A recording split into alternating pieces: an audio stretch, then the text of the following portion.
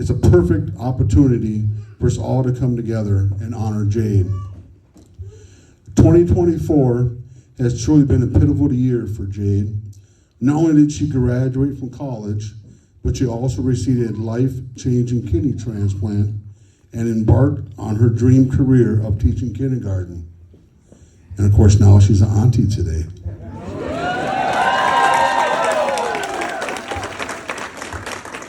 Jade's journey has been nothing short of remarkable, filled with both challenges and triumphs. Her resilience and determination through unpredictable times have been nothing less than inspiring. We all are incredibly proud of her for thriving despite the obstacles she has faced. It is my distinct honor and privilege to introduce you our daughter, Jade Costello. This is so much.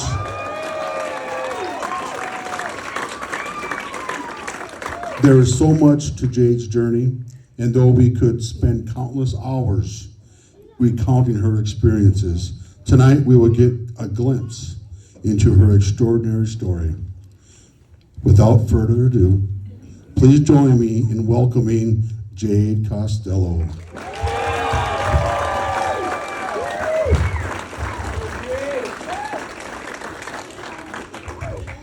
Good evening, everyone, and thank you for joining us tonight and allowing me to share my story. Some of you are familiar with my story, and your support and prayers have been amazing. I am truly blessed to be surrounded by so many great people in my life.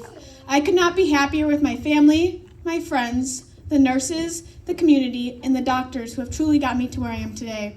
I could go on and on for all the people to thank, but that list would take me months to get through. As I look around this room, I can't help but realize that 17 years ago, I was in this exact same room for a golf benefit for me. A week later, I received the call for my first kidney transplant at 6 years old. Well, a lot has happened since then, and I'm here tonight to share my story on how powerful your support and prayers have helped me continue to thrive throughout my journey. My name is Jade Costello, a graduate of Champlin in 2020 and a recent grad from Minnesota State Mankato this past May, and I'm currently teaching kindergarten in Anoka. When I first started writing my story, I asked my friends, what are 3 words to describe me? The most common answer was strong, bubbly, and positive. These characteristics that I carry with me on a daily basis have really got me to where I am today. My story starts all the way back with my brother Chad. He was born 2.5 months early at just 29 weeks. With Chad being born so early, it had also saved my life, as it allowed me to be monitored very closely.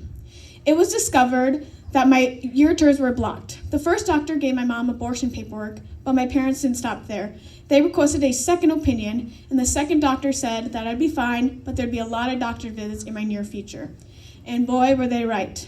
In fact, in my first 23 years of life, I've endured over 50 procedures, from having stents in and out, eye surgeries, transplants, brain surgeries, a fistula made for dialysis, and a newly created bladder. While I was in the womb, it was known that my ureters were blocked. Therefore, my kidneys or my bladder did not get the chance to develop. I was born with 2 kidneys. One kidney did not work at all, and the other one was only 15% functional. After birth, I was rushed by ambulance to the Children's Hospital for immediate surgery to remove the non-functional kidney and have the fluid drained from the functional kidney. Well, fast forward to Memorial Weekend of 2008, I was 6 years old in kindergarten. My parents had some friends over for a barbecue. I was running around with the boys, playing baseball in the backyard. Then around 10:30, the phone rang. Chad, who was 9 at the time, had answered it. They asked to speak to my parents. Well, he said my parents were in China. He thought it was another solicitor. However, it was the doctors letting us know that they had a kidney for me, and we had to be at the hospital by midnight. We arrived at the hospital at midnight, but we had to wait until 3 p.m. the next day for surgery. While I was in the surgery, my parents were the only ones in the waiting room and watching Channel 11 News. There they were talking about a motocross accident that took the life of a 19-year-old from Ely, Minnesota. There I was, receiving his kidney in the OR at that time. It was a story about a great young man who decided to check the donor box at just the age of 16. No one could believe me what I just went through. Imagine this. Little Jade, 6 years old, running up and down the hospital hallways with her IV pole and a big smile on her face. Yes, that was me. In fact, just weeks later, I was on the Mississippi River tubing with my older brother and all his friends. I was taking over 25 pills a day, including anti-rejection medications, to ensure my body would not reject the new kidney. My hemoglobin was always under 9, when normal is 11 to 15. Therefore, my dad had to inject a shot into my arm 3 days a week to maintain that 9. Fast forward 10 more years, my junior year of high school. I was driving to school and I realized I was having a very hard time seeing. Everything was so blurry. I texted my mom when I got to school that I needed to go see an eye doctor. But she called my nephrologist, which is my kidney doctors, and they sent me to the emergency room right away. I thought I just needed a new pair of glasses or something, but thank God they sent me to the ER for an MRI. They found that my brain line had shifted due to 7 spots embedded into my brain, which was later found to be cancer. The doctors were not quite sure what it was, but after 2 brain biopsies, a lung biopsy, a bone marrow biopsy, along with many other tests, I was finally diagnosed with cancer. Post-transplant lymphoma disease, PTLD. It was in my lungs, my liver, and unfortunately in my brain, which is very rare. In fact, I was the first person in Minnesota to have it there. I was in the intensive care unit for 2 weeks. I had tubes coming out from my brain to help drain the extra fluid created by the cancer, which helped reduce the pressure in my brain, causing the eyesight to be very minimal. The doctors mentioned to my parents that I might not ever be able to drive again due to the obstructed peripheral vision caused by the cancer that shifted my brain. They told my parents this because what teenager wants to hear they'll never be able to drive again? Thankfully, a year later, I was able to pass my vision driving test and was able to start driving again. I went through 4 rounds of chemo and 3 lumbar punctures through the spine to get the chemo to my brain. I wasn't sure if I was going to be home for Christmas, but through the power of prayer, I was discharged on Christmas Day of 2018. A week later, I started not to feel well again. I had no idea what was going on, and neither did my parents. I just knew that I was in a lot of pain. I went to the ER at 3:30 in the morning. The doctors thought it might be an acute kidney rejection since I had to stop taking the anti-rejection medications because that is what caused the cancer in the first place. Once I completed my chemotherapy and lumbar treatments at the University of Minnesota, it was recommended that I continue my treatments at the Cincinnati Children's Hospital as I qualified for a trial study receiving T-cells. They would inject T-cells in my body after they'd been training for 2 weeks to get the bad cancer cells. I would then get blood draws weekly so that they could see how many T-cells were still active and alive in my body. This would trigger the doctors to send me back to Cincinnati for another round. This was so incredible, and after 4 trips to Cincinnati for a T-cell treatment and 4 rounds of 2 different kinds of chemos here in Minnesota, I'm happy to announce that as of this coming August, I will be 5 years cancer-free.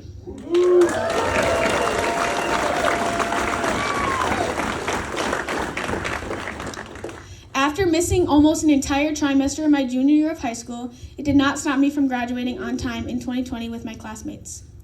After graduating in 2020, I knew my kidney was slowly declining due to blood results week after week. Due to COVID, my classmates were already moving their grad parties to later in the summer. However, we decided to keep the date that we had and hope for the best. June 11th, 2020. By the end of the night, I was a literal balloon from head to toe. I was so swollen, I could barely walk. And I was supposed to get my blood drawn that morning of my grad party, but I did not want anything to pop up. Therefore, I waited until the next morning to get the blood drawn. I was just out the door with my cousin for lunch because I felt what I considered normal. However, just as I was about leaving, the nephrologist had called and told me that I needed to get to the hospital as soon as possible. They wanted to put a port in me and start dialysis that night. My creatinine, which is the main kidney function, quickly went from a 7 to a 14 when normal is 0.5 to 1. They told me that I could not wait any longer before starting this next obstacle in my life, dialysis. I started dialysis that night, June 12th, 2020 at midnight, and I would require dialysis 3 times a week for 3.5 hours each visit. Dialysis takes all of your blood out, cleans it through a machine, which your kidney would do for you normally, and then puts it all back in. Each treatment, I would get 2 big needles into my fistula, which is where my veins and my arteries were surgically connected. While I was going through all of my testing and preparing to be added to the kidney wait list, everything was going so well, until I had my urologist appointment for further testing. It was my least favorite test of them all. It was to check the pressures of my bladder, and they wanted to make sure I empty it. Since my bladder was never fully developed, my whole life I had trouble completely emptying it. So during the test, that was my focus. I did it. I was so happy, and I thought for sure I'd be eligible for a transplant as soon as a match was found. If only that was the case. A week later, we had the appointment to go over those results. That, unfortunately, was not the case at all. They began to tell me that my bladder was too small to even take a new kidney. The urologist wanted to create a new bladder prior to getting me on the wait list. Having this bladder created means that I will need to cath myself to urinate for the rest of my life. This was probably some of the toughest news I've ever heard. Thanks to the support of my friends and my family, I had slightly warmed up to the idea after a while. The recovery time for the surgery was approximately 3 months. Therefore, I took an entire semester of summer classes in 2021 so that I could take the spring semester off to recover. The surgery was on December 16th, 2021, and that surgery was over 10 hours long. They took a part of my large intestine to create the bladder. They took a part of my large intestine to create the bladder, small intestine to create the tube coming from the bladder, and then they took a part of my colon to create the stoma. The stoma is on my stomach and is where I will need to cath myself for the rest of my life. When I arrived home on December 23rd, 2021, my room was decorated by my friends, and it was a very warm welcome home after spending 6 days in the hospital and going through a major surgery. This is where the fun began. I must manually fill my newly created bladder with water and flush it twice a day to ensure it doesn't collapse and free of infection so that it is ready when a kidney comes. Cathing myself has always terrified me, as I always associated cathing with through the urethra. However, when you don't think about what it is or how it was made or that this will be for life, it is honestly one of the coolest things I've ever seen done. As I was not so patiently waiting to receive this call that a match was found, the transplant team had always reminded me after every visit, every phone call, that it would be a very hard time finding a match because my antibodies were extremely high. My antibodies are high due to the surgeries, the procedures, the blood transfusions, and the T-cell treatment that I've had. This caused me to be in the 100 percentile of being at risk of ever finding a match, meaning I had less than a 1% chance of ever finding a match. Every time they told me this, it hurt, and it truly gave me less hope each and every time. The only thing I could do was spread the word and hope that people would volunteer to get tested. As we all know, it only did take one person to be that match. I know a lot of friends and family members who were tested, but no matches were found. However, Katie Snell, a Champ Park teacher, heard about my story and was previously taught my brother in high school. She was so intrigued by my story and wanted to do something to help. Therefore, she went through all the testing and was unfortunately not a match for me. But she decided that it was in her calling to take it a step further. She still donated a kidney on behalf of me to someone out east. With Katie doing this, it allowed me to enter the paired exchange program. The doctor told me countless times that if someone would be willing to do this, it would increase my chances of finding a kidney tremendously. I truly can't thank Katie enough for the wonderful gift she provided that family out east, but also putting me into the paired exchange program.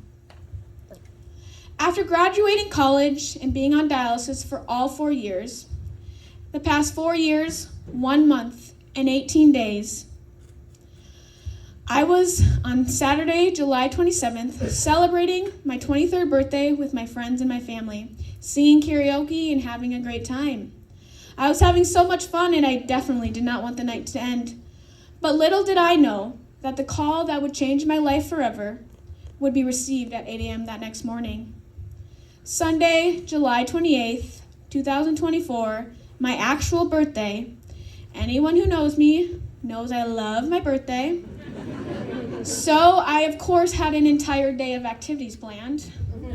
Those plans quickly went on the back burner as the call that I've been dreaming of for over 4 years, I received that morning, that they had a kidney for me.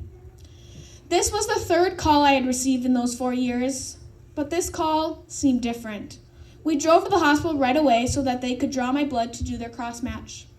The cross-match is when they use my blood, in the donor's blood to see if they work together. If so, it is a match. We have gotten to this point 2 other times as well. The cross match takes approximately 6 hours to see if we are a match. Getting this far was exciting, but especially hard not to get your hopes up. But I know that my past 2 were failed. I think I called my doctor 3 times to see if there were any updates.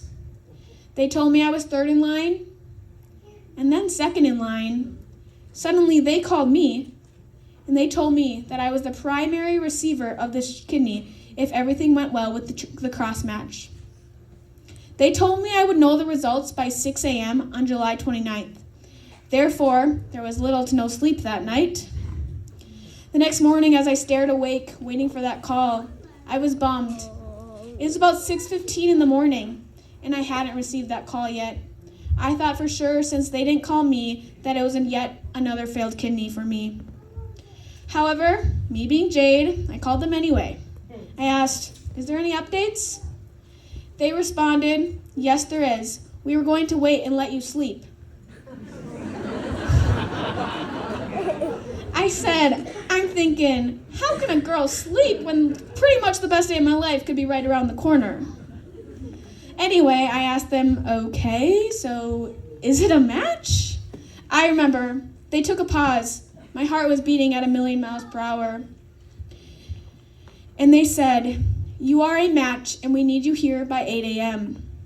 This truly did not seem real life. I ran into my parents' room, tears falling from my eyes, nearly speechless, and I told them I'm getting a kidney.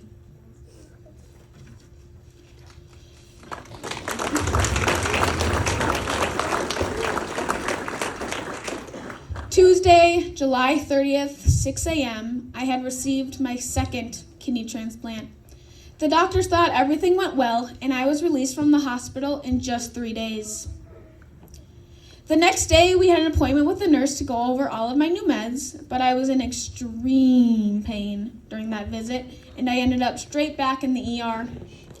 My blood pressure was extremely high, 175 over 125. They weren't worried. They said they'd rather have it be high. After 6 hours in the ER on Saturday, they increased my pain meds, and I was discharged from the hospital that evening. A week later, 3:30 in the morning again, we headed back to the ER. The pain returned, and I was having a very tough time breathing. I usually rebound from surgeries very quickly, and I usually tolerate pain very well. My blood pressure was yet again extremely high. My legs were extremely swollen. Of course, since this is what the end of the night of my grad party was, I thought for sure that this kidney was failing or rejecting. The doctors decided to take out my brand new staples, open my incision again, and remove the fluid that was there that was not getting rid of by itself, and pack it with gauze. The next day, after sitting in the emergency room for over 30 hours, we finally moved to a hospital room where they began a treatment for an infection. After numerous tests, my kidney seemed to working fine and was released from the hospital that Thursday. The next day, we were back for another appointment at the U. The doctors showed my parents how to pack my wound 3 to 4 times a day to ensure that the brand new wound would heal from the inside out. The next Friday, August 16th, we ended up back in the ER. I was in extreme pain and I felt very weak. That morning, I had a job interview. Yes, although I was in the heat of recovery, I did make it out to a couple of interviews because I couldn't imagine putting my life dream of becoming a teacher on the back burner. As for a normal recovery, I would be fully recovered by the start of school. And if you were asking the doctors, they said I was fine. It seemed like perfect timing. Suddenly, a couple hours after that interview, I started feeling pain and discomfort. We drove back to the ER. Well, while we were sitting in the ER waiting room for my name to be called, my cell phone rang. I didn't recognize the number, but I answered it anyway. And boy, am I glad I did. It was the principal of the school that I interviewed at that morning, offering me the kindergarten job. I was so excited, and this call could not have come at a better time, knowing that I just had to get over this next little bump before I could start the job I've always dreamt of. My name was called back, and they found my hemoglobin to be 6.9. and my creatinine, which is the main kidney function, was up to 1.66. After another blood transfusion, I was released from the hospital that same night. I then made it to my 2 weeks of training for my new job before school started, which was week 4 and week 5 of a post-transplant recovery. I was definitely not feeling like me. I was still short of breath and swollen, but my adrenaline and my excitement got me through those 2 weeks. I thought this feeling was just going to go away, since I technically did have a whole nother week of a full recovery.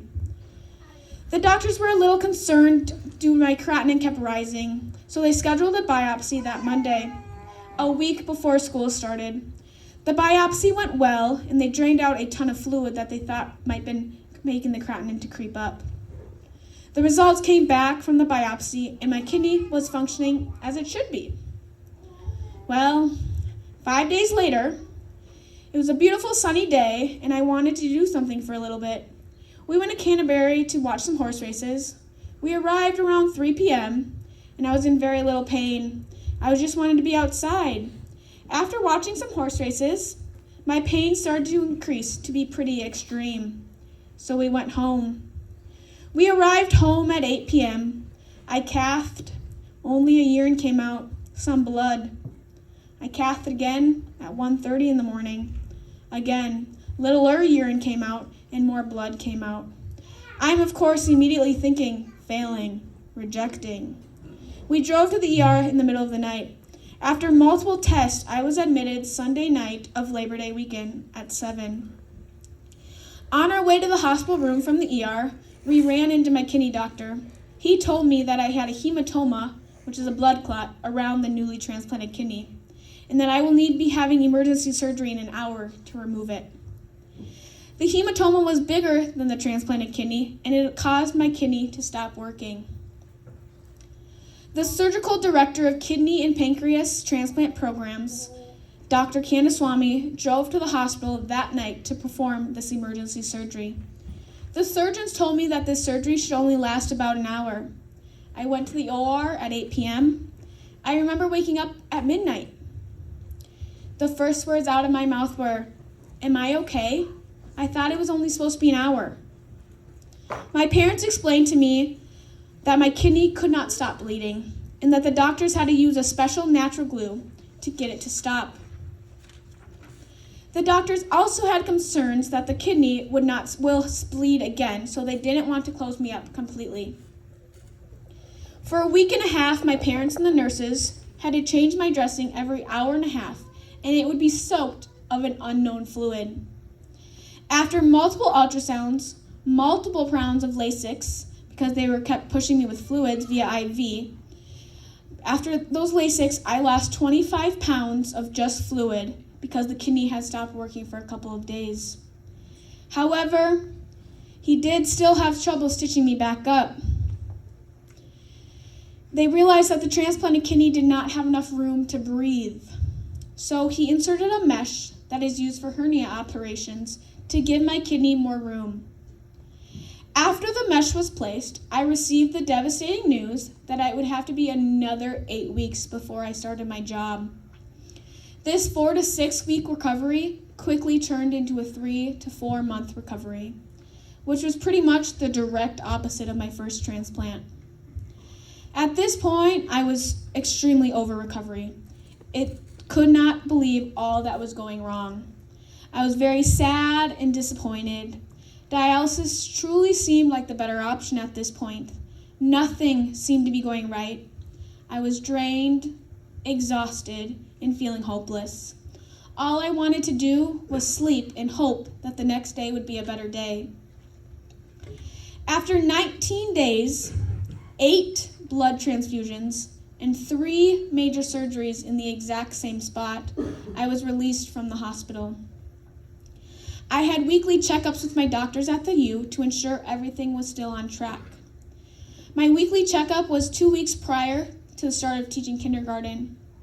My labs were improving daily, and I was excited to finally hear some good news. The doctor looked at my scar, thought it could be infected. It was red and hot to touch. He started me on antibiotics that following week. Also, that following week, I found a new spot of unknown fluid trying to get out. The doctor had mentioned that they might need to go into a fourth surgery in that spot. This was absolutely the absolute worst thing someone could have told me right then and there. However, a week later, a new spot popped up. It did not look good, and I will admit. So we were being proactive, and we sent a picture to my doctors. An hour later, we received that call that we need to get to the hospital again for another surgery. My doctor was concerned that it might be infected and that it could be infecting the new mesh, which could be very dangerous. We arrived at the hospital. A couple of doctors stopped in to take a look. Some doctors said it looked good. Some doctors said that they could hold off on surgery. And some doctors said they needed surgery right then and there. The next morning, after being NPO, after midnight, thinking I was getting that next surgery that morning, they decided to hold off on reopening me again. And they continue and hoping my scar would continue to heal. Suddenly, I was discharged from the hospital at 8 a.m. the next morning. I was relieved. My main kidney function was the best it had ever been, even after my first transplant. The light at the end of the tunnel was finally dim and starting to get brighter. This was when I was finally starting to realize what a great gift I had received and what a miracle that a match was found on my birthday. It was worth the recovery I had. No more dialysis 5:30 to 9 a.m. Monday, Wednesdays. Last 4.5 years, I'd always joked around my birthday and Christmas that I would want nothing more than to be in the hospital for those days. To think that this would actually happen is pretty insane.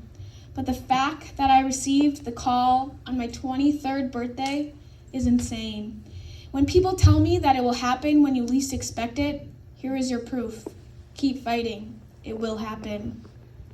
Here is your proof that there is always a light at the end of the tunnel.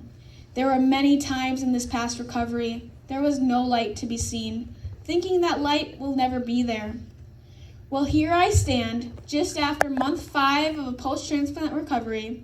All of my labs are in range, teaching kindergarten and sharing my story, and I couldn't feel any better or be any happier. As I was reflecting on my journey, the connection between my 2 kidney transplants is pretty unique. I had my first kidney transplant as a kindergartner, and my second, my first year teaching kindergarten. Those first 3 months of recovery were so hard.